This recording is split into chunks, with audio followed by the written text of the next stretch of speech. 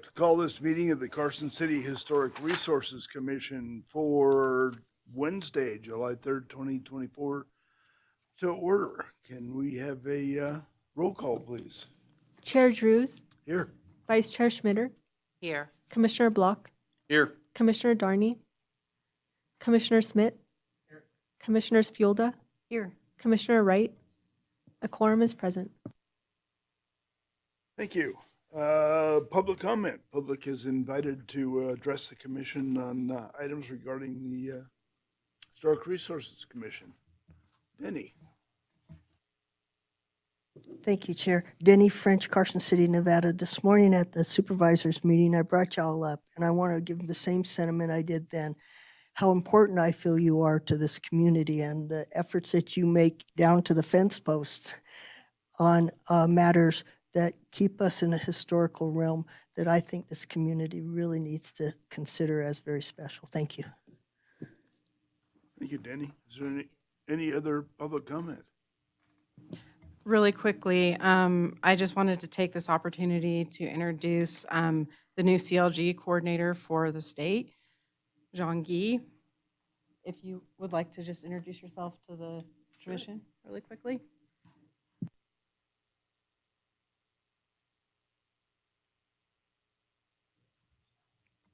Good afternoon, Commission. My name is Jean-Guy Dubé. I am the State and National Register Coordinator of Historic Places, as well as the state's CLG Coordinator.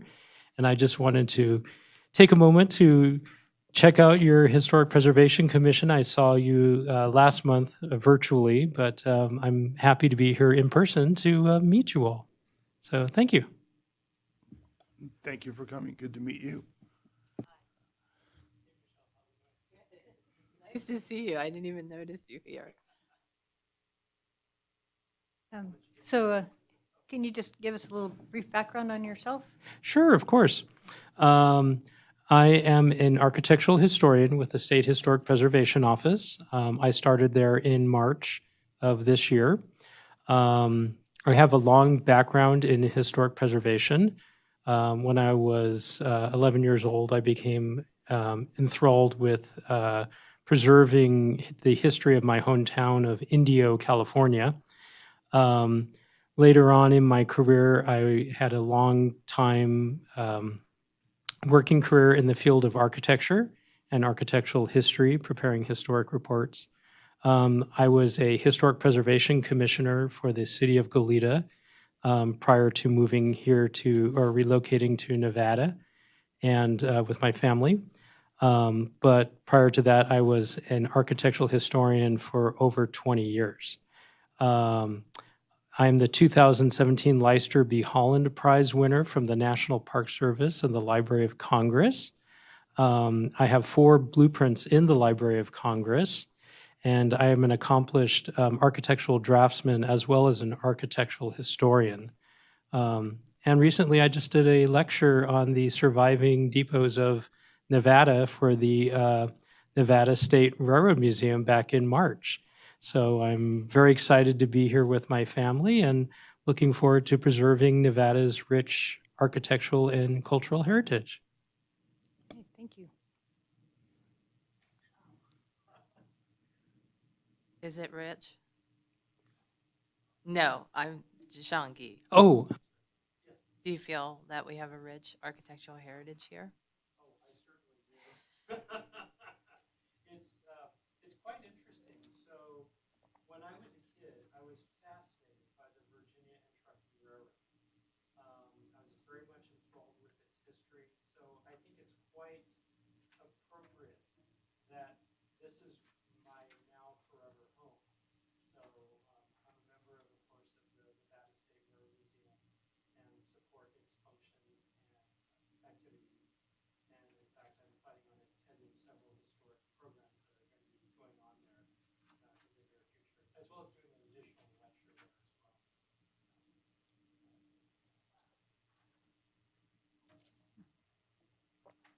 Anybody else?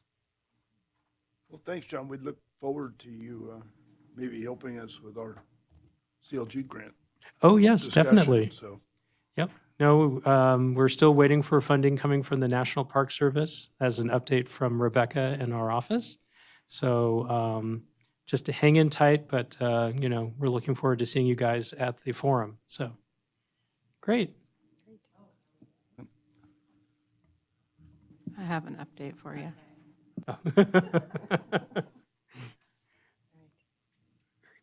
All right, well, thank you, John. Yes. Next item is approval of minutes. We have minutes from the June 11th, 2024 meeting.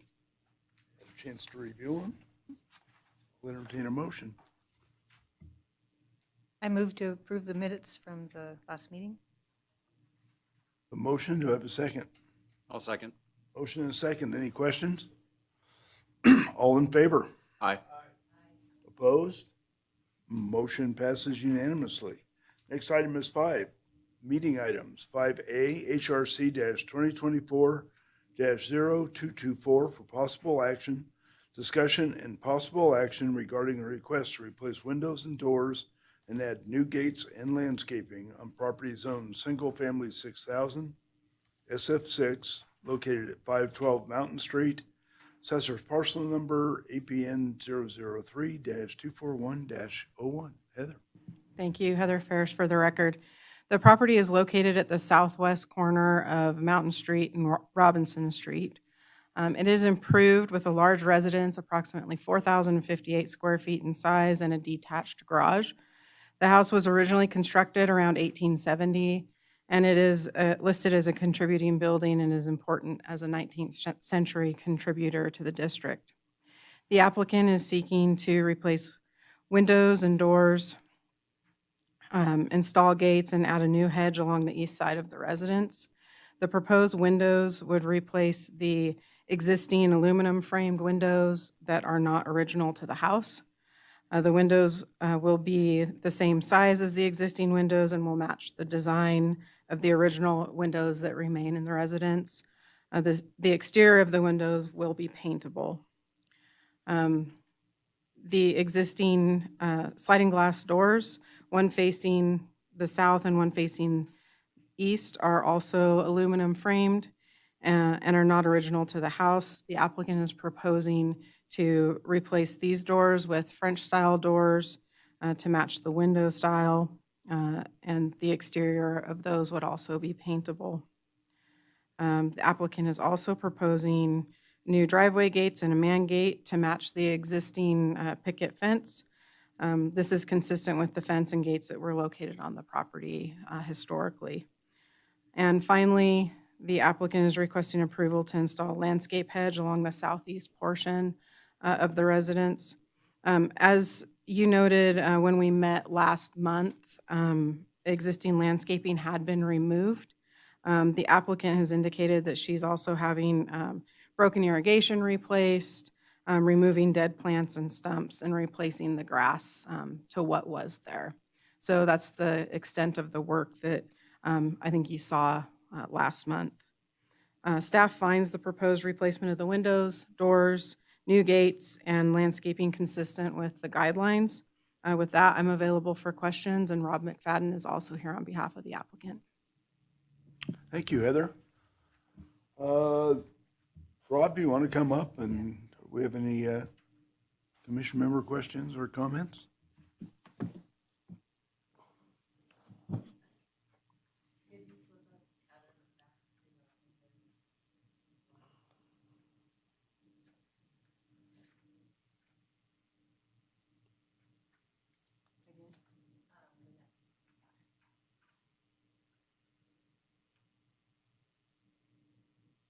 Hi.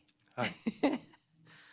So my thought was, I mean, I like how you're doing the multi-pane for the doors, but I'm wondering in this case if we might want to do single light doors, so not to confuse the onlooker to think that those were the original doors, unless you have a photo that shows that. Yeah, that's something we could consider. Yeah, nothing set in stone. So if that's something that would go better with what you guys would like, that'd probably be okay. Well, actually, I'd like you to take off that whole room and open it back up. That's the purpose of the hedge.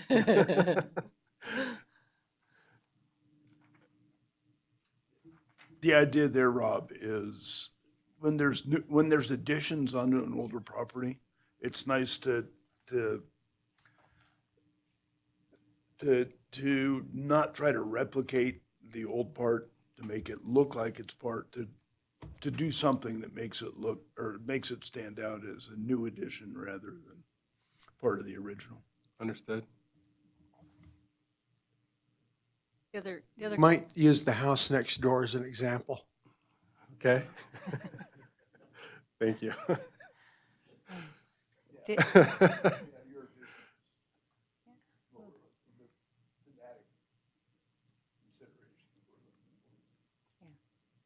I guess my other comment would be that since the windows in the house are double hung sash and these are sliders, I'm not sure if the size would be right to put in a paned, if you're trying to put in the same type of window in those little slider spaces.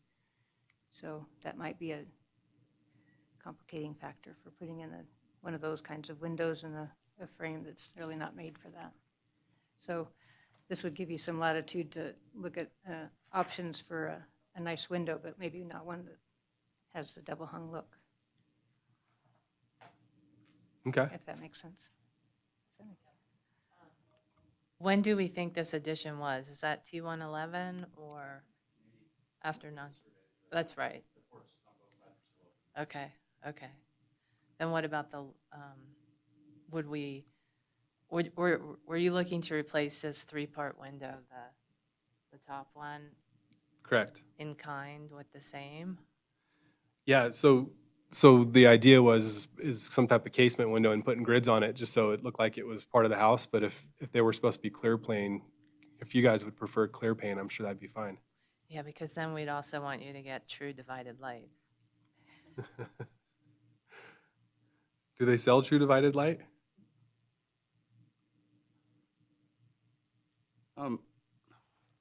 Being that these aluminum things were put in, at least on the front original house, where the porch was, and they added on to it, and after 1980, we're fixing that thing. I feel the way you do, Michelle, but it's their money. That I'd like the whole porch opened up because I think that looked wonderful. Whether it's, I don't think true divided light is that big of a deal on something that's 40 years old that was just perpetuating ugly, and at least, like, once again, Rob's making it look better. Maybe not the way we wanted it to look originally. And the French doors, I don't know of any of the houses in the neighborhood that were built in this era that originally would have French doors. So, to this scale. Grids or no grids, I don't think people are going to be mistaken just because you can see where the front porch line used to be, where the roof is. That was clearly added on at some other period. Just getting rid of the slider with a paintable kind of door, even a wood slider would look better than the junk that they put on probably after 1950. On the bottom left, that addition, Rob, do you have any idea when that single floor addition was added on to the south? Adam? Ready? Yeah. Okay. Adam's. Let me give you a little history on the house. Come on up.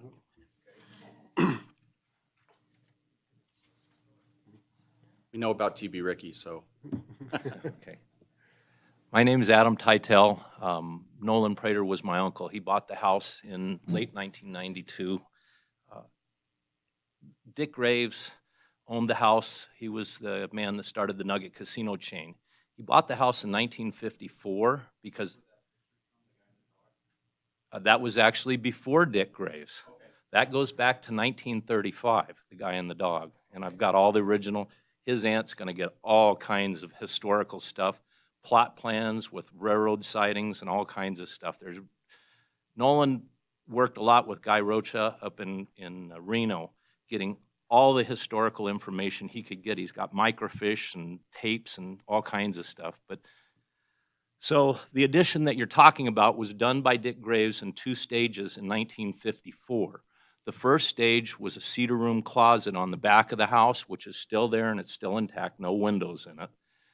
And then the front part was a patio, which then became an or a covered patio, which then became an enclosed patio. In 1955, that lower picture on the right-hand side you can see there was kind of like a garden room workshop that was added. That was the last piece that was added. And all of those aluminum windows were 1954 and 55. The picture you can see on the right side with the aluminum window circled, that was actually part of a porch, and that was enclosed in 1954. There's two wings on the house that are brick-faced on both sides. That was added by Tom Rickey in 1880. That was the first addition. The picture in the top left-hand side you can see was part of a porch that Dick Graves enclosed in 1954. Again, the same aluminum crank-out windows. But the rest of the addition behind that you can see the windows from 1874 that were reused a number of times. There was two additions done to the house in 1890, and there was 4 bedrooms added onto that side of the house. So this house has had multiple additions. Luckily, the pest inspection verified something that we learned back in 1992. The construction's actually reasonably decent. The reason the aluminum window stayed and the house was given historic status is Dick Graves was a part of putting this board together, okay? So the last thing the board wanted to do is tell Mr. Graves that, hey, your house isn't in keeping.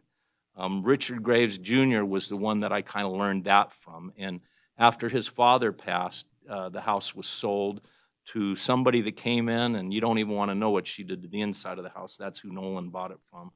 But his aunt is going to put the house back to period looking. Now, as far as those French doors go, guess what? The house actually had French doors on the back side and on where you can see the picture on the right-hand side where that porch comes out. It used to wrap around. There's a parlor room there that you used to only be able to get in and out of it from the outside porch. And Hannah Clapp actually originally, I'm assuming you folks know who she is, she originally commissioned to have the house built. Dwayne Bliss supplied, that's built completely out of clear redwood. And there's still a lot of the original redwood over the years through the additions that's in, he's gonna get, that's in the rafters of the garage addition that Nolan did in 1999 and 2000. Last time I was before this board was in 93 when Teresa Sandrini bought the Bliss Mansion, which I did a lot of work over there, and then when Nolan went through his trials and tribulations building the big garage in the back. So that's kind of a brief history on the house, but hopefully that helps you a little bit. Those windows that you can see in that top left picture, like I say, that's from 1874.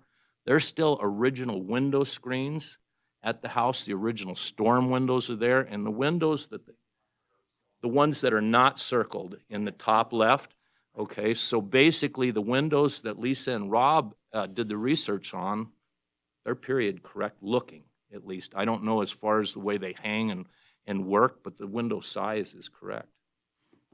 So I hope that helps a little bit. I'd like to add that we're not paying Adam. This is, I just want to see the house preserved. My uncle told me before he passed, is he said, don't screw this up and make sure nobody messes my house up. So that's why I'm here. I actually live in Ely, Nevada, so it's kind of a stretch for me being here, and I'll be really glad when the house is vacated and Lisa's got the house, because her plans are amazing, what's going to do, and it's going to really brighten up the neighborhood. Who's got Nolan's truck? Which one? The purple Ford. Oh, the two-tone red one? So Nolan didn't have his trust written properly. He left everything to his father, who died in 1993. Nevada state law says in a situation like this, the remainder of the items go to the closest in genealogical lineage, which is a cousin that came up from Arizona, who was not a car guy, not a gun guy, not a Nevada guy, and he gave it away to one of his friends. Gave away the 66 Lincoln, and then the rest of the cars went to a real Nevadan car collector up at Incline Village. So, and I worked that deal out, so I was happy about that. But yeah, anybody that wants a service pit, be really nice to his aunt, because she's going to have a great garage with Great compressor and a service pit. Nolan used to show up to our meetings regularly in the late 80s and early 90s. Yeah, He's a I'd good sit guy. behind him kind of doing like this, so yeah. Yeah. Any other questions or comments from the board? Questions to Rob? Okay, so Rob, you're not planning to remove any of these additions, so you're gonna work with all of them? Correct. Okay, so I guess my thought, I just want to have some sort of convention for these windows. So either do single pane, or if apparently Jed's okay with the multi-light version, I just think there has to be a convention, because right now there's a lot of different size windows on this. Well, I don't necessarily think that they need to be replaced with single pane windows. I mean, if you do double pane. then No, maybe I don't, I mean, one light, a single light Okay, window. versus Sorry. a grid. Versus multi-light. What do you think, Luann?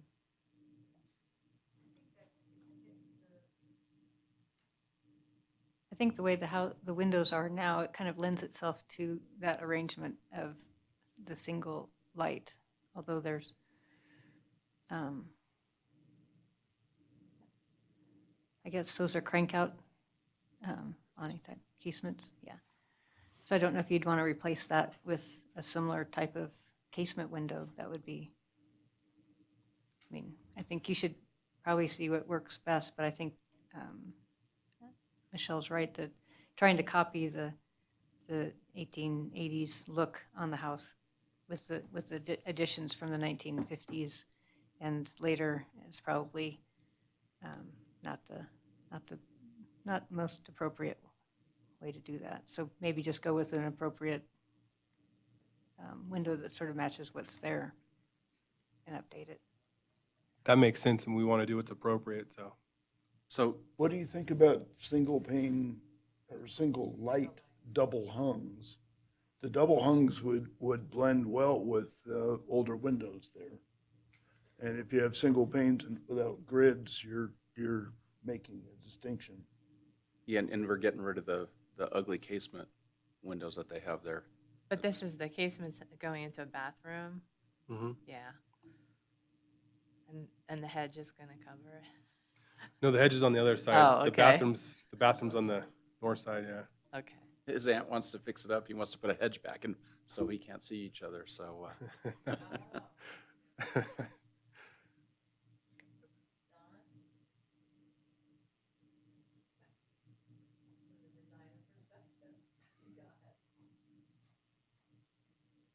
Well, my thoughts on the windows are, you know, I love the discussions we have on windows. Who's the manufacturer of these windows? So we just wanted to get a plan submitted. We're still having contractors come out and take a look at it and give us suggestions, but there was a couple, Anderson sticks out at the top of our mind of somebody who would work with the gridded style that have a paintable surface, but there was a couple other manufacturers as well. The reason I ask, and I'll go back to Curry Street, and I'll go to both sides of the street. The window that this cut sheet looks like it's one of the Pella restoration windows, which we allowed Dick Whiffley to put in his building. But then a year later, we told the lady across the street she couldn't use that window. So what I'm looking at with what Rob is doing, we've got these, by the way, these aluminum windows, because of the age in the 1954, we would almost have to call those historic now, wouldn't we? They're over 50 years old. But I see no problem with what they're trying to do, and I know, because we're going to have original windows that I believe they're going to maintain, they're going to keep. I also think what our responsibility is, we're not trying to, we don't want people to try to create the historic. We want to be somewhat different. And I think the window that they're proposing is different, and they're going to maintain the historic ones on the back. This one is really perplexing to me because the aluminum ones look horrible. But but they looked great in 1954. That was a new window, new technology, and they were great. I don't have a problem with the one that they want to put in, but kind of gives you an idea how I'm going to vote. Yeah, in terms of significance, I think it's Hannah Clapp and T.B. Rickey that really relate to the period of significance of this building. I mean, Dick Graves has some, carries some, some local significant, actually regional, but his additions really aren't as significant as the original configuration of this building. So I think replacing that 1950s edition, or parts of that 1950s edition, isn't a big deal. And if at some point wanted to tear out those additions and redo porches, yeah. And speaking with a couple of the neighbors, I think you'd have their support too. So. Any other? Just to comment, I mean, we let the Brewery Arts Center change the windows out of the non-conforming newer edition, and they were the renewal by Anderson, which are 40% wood and 60% plastic. On a house of this significance, would that be an option for Rob to pursue that, or do we want to do a higher quality window than those?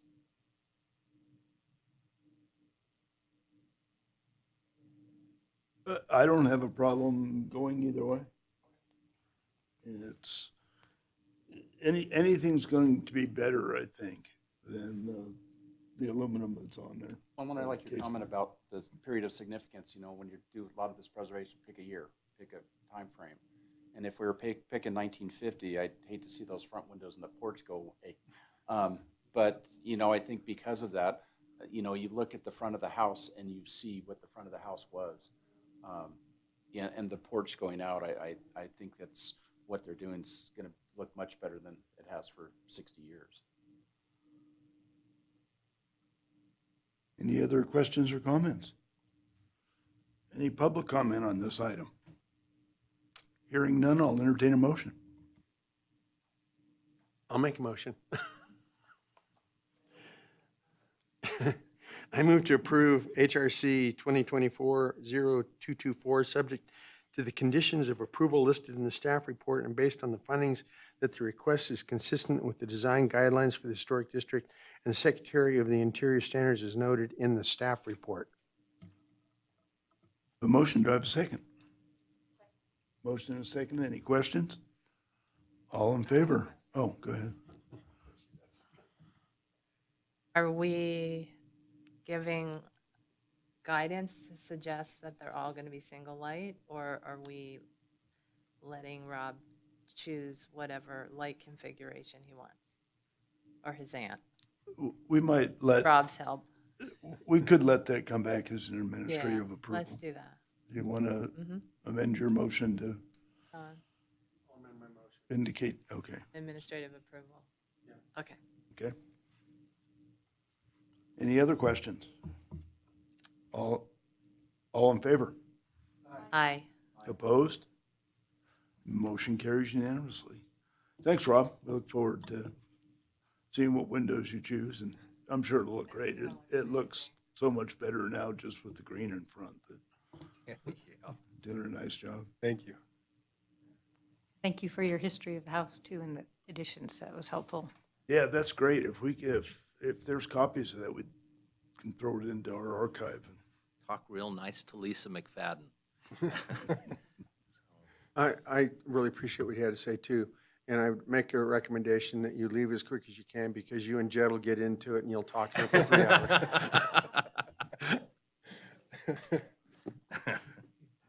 Next item is 5B, HRC-2024-0256.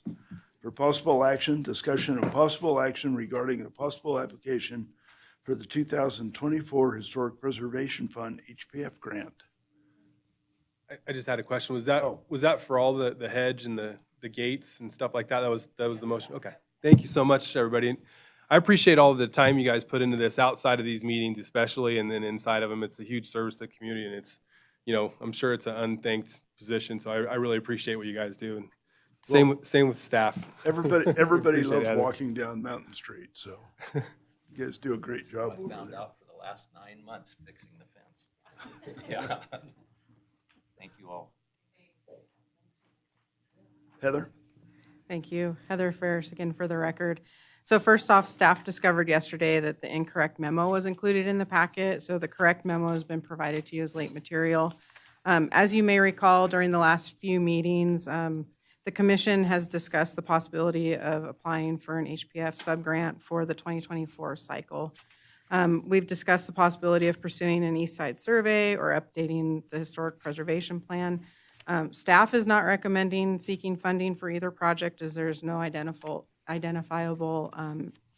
source for a match. That being said, if commission members want to consider utilizing their time and expertise as a match, it may qualify as a match of donated services. The grants require a 40% match. Applications are due by August 30th of this year, and projects must be completed within 9 to 10 months from the date the funding agreement is executed. So the purpose of this item is for the commission to provide staff with direction on how to proceed. I think in the past, the 40% match has become one of the biggest problems. I know for the other inventories we've done, staff put in a lot of time. And it was at a time when they actually had more time to put in than they do now, because I think they're pretty well slammed. Our time does count towards it. So Heather's right. If somebody wants to kind of champion this and put in their time to get inventories done or new inventories done, updates, I mean, we can do that. We can barely handle the treasure hunt. And I know Luann's retired, so we can't just throw this all on Luann. I don't know. I had a question. When the folks from Silver Saddle were here last meeting, they talked about having parcels that hadn't been surveyed or some other planning opportunities there. And I was wondering if we could join forces with the people in the parks to work on surveying parcels for the Silver Saddle Ranch comprehensive plan that they're putting through in their programmatic agreement with SHPO. And if we could count the parks time as part of the match. I don't know if that's possible or not, or so. So based on previous conversations, I hadn't explored that at all. So, it's something that we could explore, but I don't have an answer for you today. So. I don't have enough information on that to be able to. So, well, the Silver Saddle, or actually it was a big BLM land exchange. And Parks Open Space is working with SHPO now to modify the programmatic agreement that we had previously. One of the things in there is dealing with unevaluated archaeological sites within, I'm trying to remember how big the area was. I think it was a couple thousand acres. And one of the things we brought up to Parks and Rec at our last meeting was maybe we can get some CLG funds to evaluate those known unevaluated sites. Because open space is going to be on the hook for dealing with those in terms of fire, any kind of other activities. And they're going to have to look at all of the unevaluated sites, and there's quite a few.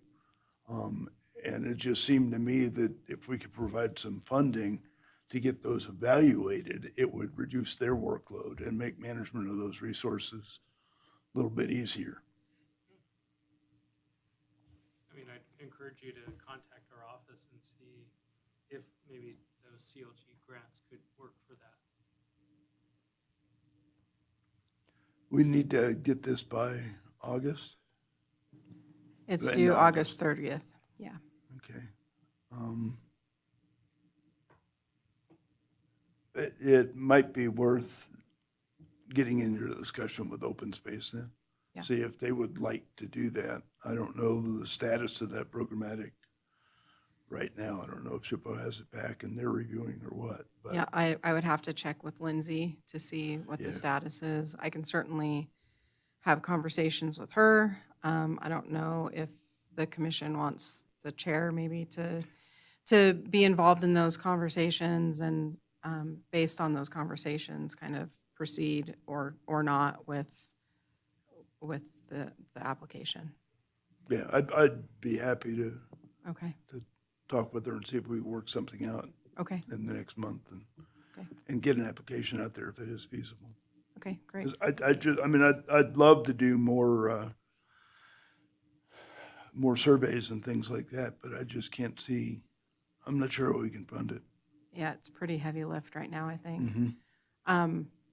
To answer your question, Michelle, I don't think we need a motion, but just direction to staff is fine. Yeah. Any other thoughts on this?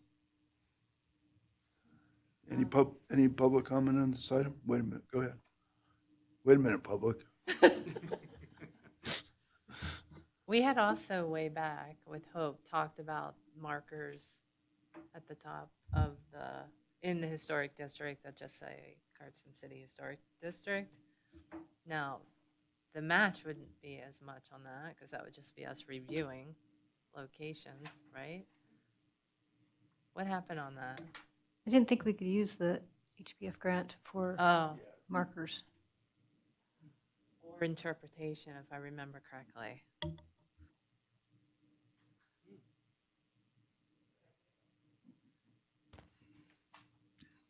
Is there any public comment on this item?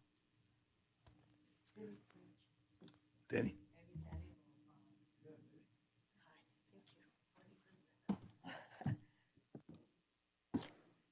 Hi, I brought this up at a meeting, and I cannot tell you when, but you had mentioned expanding your surveys.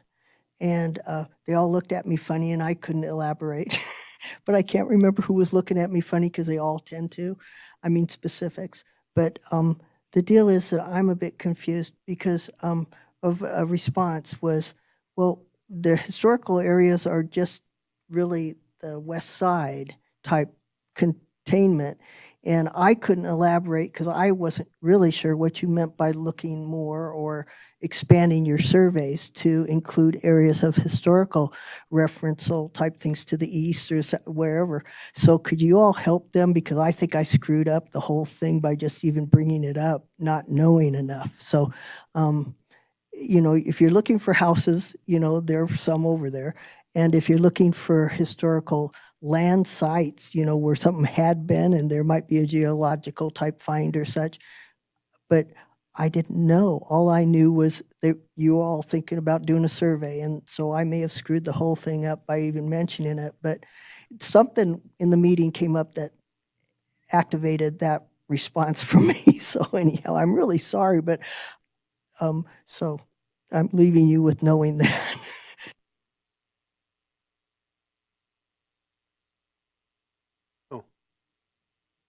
Can I make a comment? It seems to come up, and as you said, Mike, the limiting factor every time we do this, this comes up annually. We never have the 40%. We bring it up, and then we have until August, the end of August, to do something. So there's really nothing we can do right now. I'd like, rather than surveys, there's things I know that this commission would like to see done. And it seems like, to me, the important thing would be to figure out a way to find that 40%. So if we came up with something next July, we would have the funds or the in-kind or whatever method that we can come up with that, so if we could identify 1, 2, or 3 things that we'd like to see done to apply for a grant that would fall within the guidelines of the grant, then we would have the 40% and we don't have to sit up here and do what we're doing right now. Because there's a lot that we can do. And I just like to see us take those steps.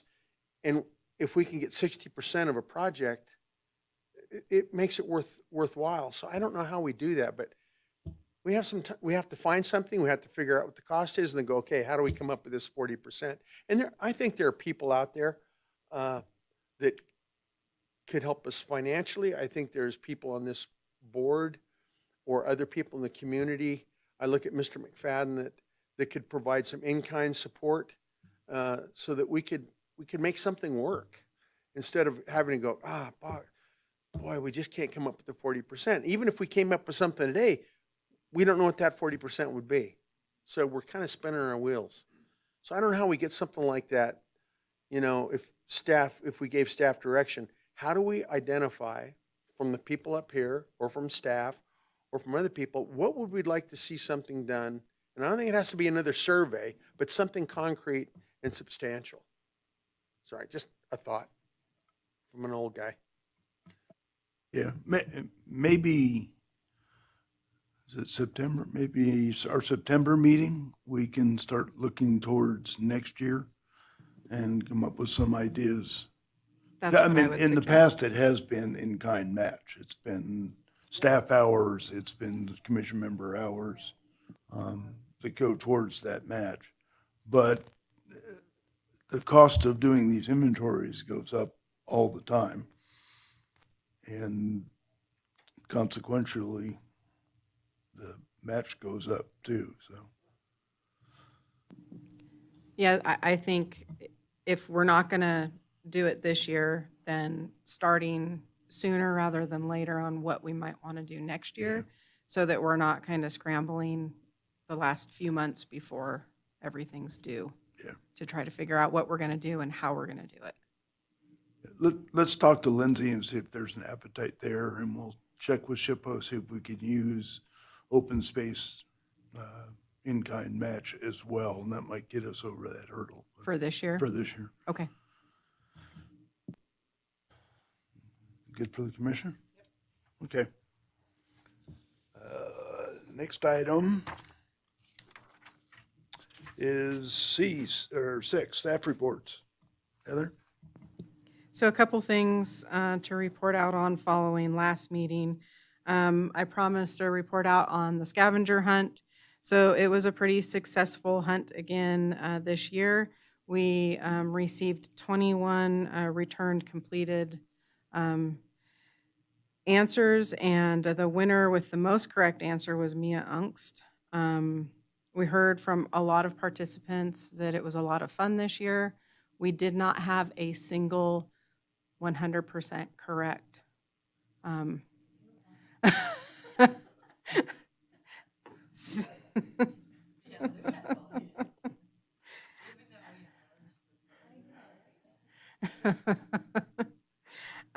With regard to forum, so it is scheduled for July 31st through August 4th. We have applied for travel. However, we have not made any reservations or anything yet. As of the 25th of last month, we still had not heard anything back. The state still had not heard anything back from the Park Service on when funding's going to come through. So we are holding off on making any reservations or anything until we know that we're going to get funding. I mean, I don't even know for me either, because I saw that the rooms, they opened up some other hotels, but not at the Right. conference hotel. And yeah, this happens again all the time with Right. Forum too. Here we are at the last minute. We don't get the early bird pricing or anything like that. Yeah. So, Yeah. it's a bummer. So we'll let you know Yeah. when we know more. Maybe that's something SHPO can work on. It's It's the for feds. It's the government, they just haven't provided us the funding yet, so. as a result, we can't carry all it, the CLGs are, yeah, we can't carry it over till the next year, can we? but our office is encouraging you to make those reservations. You know, we can't 100% say that you will be, refunded, but we're pretty confident that it's going to happen. It's just that it's been delayed. Yeah, so Hope has said to hold off on making any reservations until we know we're going to get funding, so.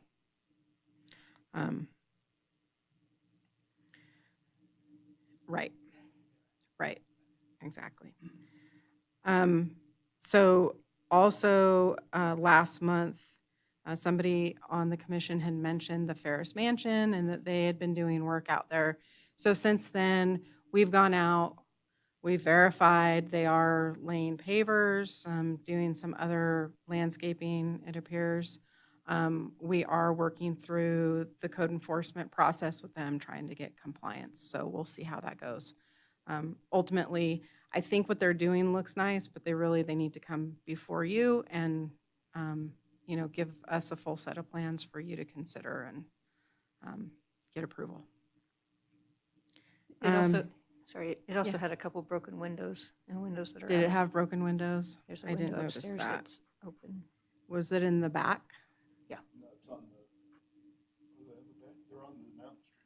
There's upper ones that on Division Street, but there's one on the back too, on the upper, that has like cardboard in the window, I think now. Okay. And then the demolition and new construction at 709 Elizabeth, it was originally planned to come before you today. We still have not received any revisions, so we'll get that scheduled once we get those revisions. And then the next meeting is scheduled for September 4th. Did they start the demo, or is the house still standing? I believe, I haven't been out there. I Okay. believe they haven't started anything. Okay. Because they haven't received approval, so.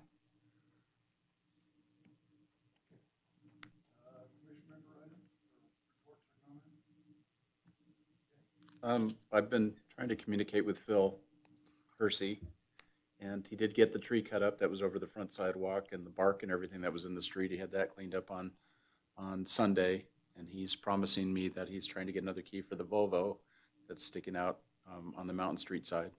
So I'm in communication with him, and he is at least trying somewhat, and so that's good. And the new people that bought the house on Spear and Caroline, or Spear and Elizabeth, I think you did an admin approval for some paving from over there, but they've taken out about 21 weed trees. You can see 2 giant sequoias that are in the backyard that we never knew were there. And the guys that are working on Lisa McFadden's front yard, they've contracted them, and they're going to do some work there. And what he said right now is he's going to try to work on the fascia and at least get it all back where it's together at this point in time. But they're found some old shutters and stuff like that, but they're not planning on doing anything of any size to the front or to the outside of it at this point. Thanks, Jed. Any other commission member reports, comments? Is there any public comment? Hearing none, I'll entertain a motion for adjournment. I make a motion to adjourn. Second? Any questions? All in favor? Aye. Aye. Opposed? We're adjourned. Thank you.